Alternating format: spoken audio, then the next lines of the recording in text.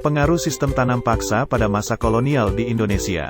Materi pembelajaran IPS kelas 8. Setelah mempelajari materi ini, siswa diharapkan dapat 1. Menjelaskan latar belakang sistem tanam paksa di Indonesia.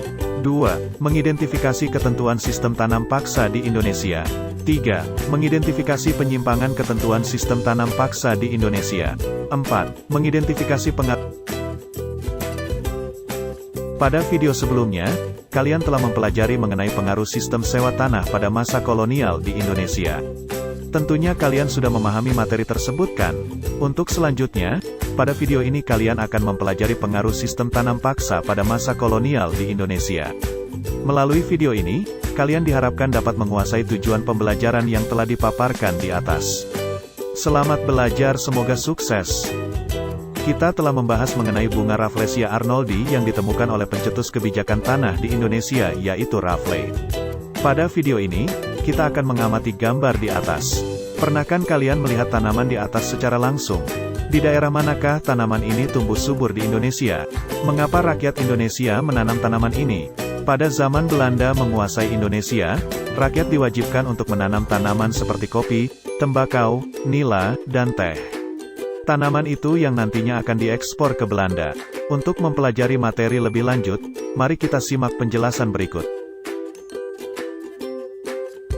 Latar belakang sistem tanam paksa. Tahukah kalian, pada tahun 1830, Johannes van den Bos diangkat sebagai Gubernur Jenderal Hindia Belanda yang diserahi tugas utama menggali dana semaksimal mungkin untuk mengisi kekosongan kas negara, membayar hutang, dan membiayai perang dengan cara meningkatkan produksi tanaman ekspor yang terhenti selama sistem sewa tanah berlangsung. Sejak abad ke-19, pemerintah Belanda mengeluarkan biaya yang sangat besar untuk membiayai peperangan, baik di negeri Belanda sendiri, Perang Belgia, maupun di Indonesia, Perang Diponegoro. Lalu, langkah apa yang dilakukan Van den Bos? Untuk melaksanakan tugas yang sangat berat itu, Van den Bos memusatkan kebijakannya pada peningkatan produksi tanaman ekspor. Oleh karena itu, yang perlu dilakukan ialah mengerahkan tenaga rakyat jajahan untuk melakukan penanaman tanaman yang hasil-hasilnya dapat laku di pasaran dunia secara paksa. Van den Bos menerapkan sistem tanam paksa untuk orang-orang pribumi Jawa sebagai bentuk pembaharuan dari sistem sebelumnya yang pernah mengalami kegagalan dalam pelaksanaannya, yaitu sistem sewa tanah. Tahukah kalian, sebelum pelaksanaannya sistem ini menimbulkan beberapa sikap buruk yang dimiliki dari orang Belanda. Di antaranya Belanda tidak dapat menciptakan hubungan baik dengan pihak petani Jawa, sehingga kekerabatan antara mereka tidak terjalin dengan baik. Belanda juga tidak mencoba untuk mendekati para bupati dan kepala desa, yang nantinya dapat membantu mereka untuk mengekspor tanaman-tanaman yang terdapat di Jawa untuk dimanfaatkan pihak Belanda sendiri. Melihat kegagalan sewa tanah, Van den Bos beralih ke sistem yang baru yaitu kultur stelsel, tanam paksa.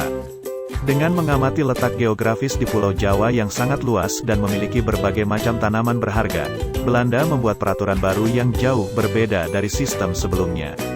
Di antaranya adalah merubah strategi pada sewa yang dikehendaki dengan mengharuskan rakyat Jawa membayarnya dalam bentuk barang, yaitu menyerahkan sebagian hasil-hasil pertanian mereka untuk diserahkan kepada pihak Belanda, bukan lagi dengan menyerahkan dalam bentuk uang.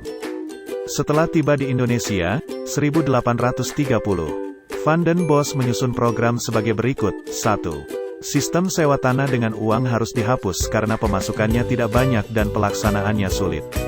2. Sistem tanam bebas harus diganti dengan tanam wajib dengan jenis-jenis tanaman yang sudah ditentukan oleh pemerintah. 3. Sewa atas tanah harus dibayar dengan penyerahan sebagian dari hasil tanamannya kepada pemerintah Belanda. Ketentuan sistem tanam paksa. Apa yang menjadi ciri khas dari sistem tanam paksa? Perlu kalian ketahui bahwa ciri utama dari pelaksanaan sistem tanam paksa adalah keharusan bagi rakyat untuk membayar pajak dalam bentuk pajak in natura, yaitu dalam bentuk hasil-hasil pertanian mereka. Ketentuan-ketentuan sistem tanam paksa terdapat dalam Statblad, Lembaran Negara. Nomor 22 Tahun 1834. Ketentuan-ketentuan pokoknya antara lain. 1. Orang-orang Indonesia akan menyediakan sebagian dari tanah sawahnya untuk ditanami tanaman yang laku di pasar Eropa seperti kopi, teh, tebu, dan tembakau. 2. Tanah yang disediakan tidak boleh lebih dari 1/5 tanah petani. 3. Pekerjaan untuk memelihara tanaman tersebut tidak boleh melebihi lamanya pekerjaan yang diperlukan untuk memelihara sawahnya sendiri. 4. Bagian tanah yang disediakan untuk menanam tanaman dagangan dibebaskan dari pembayaran pajak tanah. 5. Hasil dari tanaman tersebut diserahkan kepada pemerintah Belanda dan ditimbang. Jika harganya ditaksir melebihi harga sewa tanah yang harus dibayar oleh rakyat, maka lebihnya tersebut akan dikembalikan kepada rakyat. Hal ini bertujuan untuk memacu para penanam supaya bertanam dan memajukan tanaman ekspor. 6. Tanaman yang rusak akibat bencana alam, dan bukan akibat kemalasan atau kelalaian rakyat, maka akan ditanggung oleh pihak pemerintah. 7. Bagi yang tidak memiliki tanah, wajib bekerja selama 66 hari atau 1/5 tahun pada perkebunan Belanda. Ketentuan-ketentuan tersebut jika dicermati lebih lanjut nampaknya tidak terlalu membebani rakyat. Namun dalam pelaksanaannya, ternyata sering menyimpang jauh dari ketentuan sehingga merugikan rakyat dan sangat memberatkan beban rakyat. Penyimpangan ketentuan sistem tanam paksa. Tahukah kalian, pada perjalanannya sistem tanam paksa terjadi penyimpangan-penyimpangan walaupun di sana ada beberapa sisi positifnya. Untuk mengawasi pelaksanaan tanam paksa, Belanda menyandarkan diri pada sistem tradisional dan feodal. Para bupati dipekerjakan sebagai mandor, pengawas dalam tanam paksa. Para bupati sebagai perantara tinggal meneruskan perintah dari pejabat Belanda. Jika melihat pokok-pokok kultur stelsel dilaksanakan dengan semestinya merupakan aturan yang baik. Namun praktik di lapangan jauh dari pokok-pokok tersebut atau dengan kata lain terjadi penyimpangan. Seperti apakah penyimpangan-penyimpangan yang terjadi? Berikut ini penyimpangan-penyimpangan yang terjadi dalam sistem tanam paksa. 1. Dalam perjanjian, tanah yang digunakan untuk kultur stelsel adalah 1/5 bagian sawah, namun dalam prakteknya dijumpai lebih dari 1/5 bagian tanah, yaitu 1/3 bagian dan bahkan setengah bagian dari sawah milik pribumi. 2. Tanah petani yang dipilih hanya tanah yang subur, sedangkan rakyat hanya mendapat tanah yang tidak subur. 3. Tanah yang digunakan untuk penanaman tetap saja dikenakan pajak sehingga tidak sesuai dengan perjanjian. 4. Kelebihan hasil tidak dikembalikan kepada rakyat atau pemilik tanah, tetapi dipaksa untuk dijual kepada pihak Belanda dengan harga yang sangat murah. 5. Waktu yang ditentukan adalah 66 hari dalam setahun, namun dalam pelaksanaannya adalah 200-225 hari dalam setahun. 6. Penduduk yang tidak memiliki tanah dipekerjakan di perkebunan Belanda, dengan waktu 3-6 bulan bahkan lebih. 7. Tanaman pemerintah harus didahulukan baru kemudian menanam tanaman mereka sendiri. Kadang-kadang waktu untuk menanam, tanamannya sendiri itu tinggal sedikit sehingga hasilnya kurang maksimal. 8. Kerusakan tanaman tetap ditanggung petani. Dalam pelaksanaannya, tanam paksa banyak mengalami penyimpangan dari ketentuan-ketentuan yang telah ditetapkan.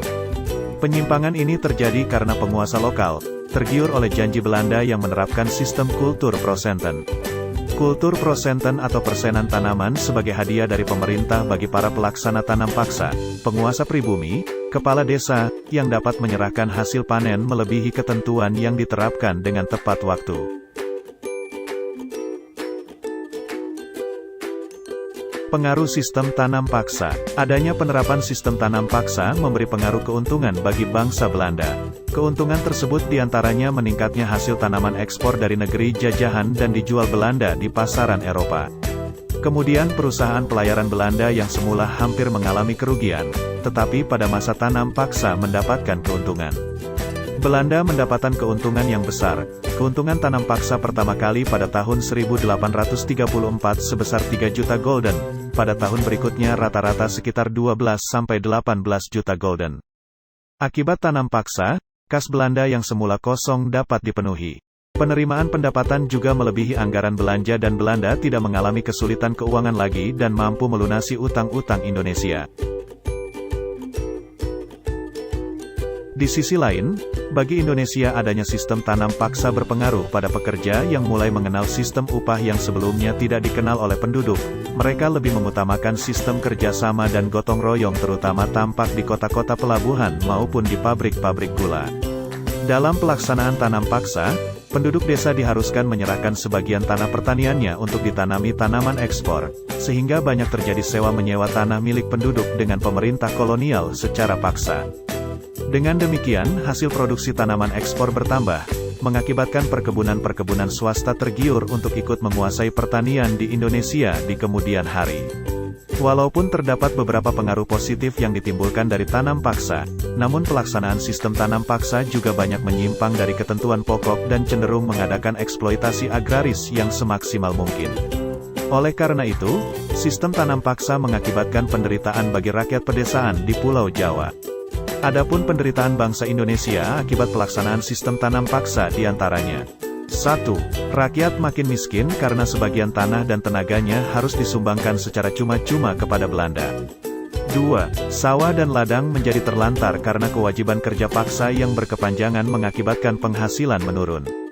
3. Beban rakyat makin berat karena harus menyerahkan sebagian tanah dan hasil panen, membayar pajak, mengikuti kerja rodi, serta menanggung risiko apabila panen gagal. 4. Akibat bermacam-macam beban, menimbulkan tekanan fisik dan mental yang berkepanjangan. 5. Bahaya kelaparan dan wabah penyakit timbul di mana-mana sehingga angka kematian meningkat drastis.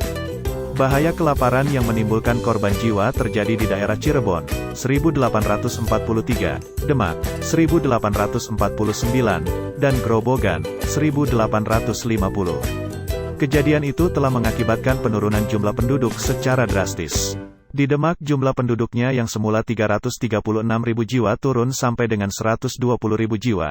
Di Grobogan dari 89.000 turun sampai dengan 9.000 jiwa.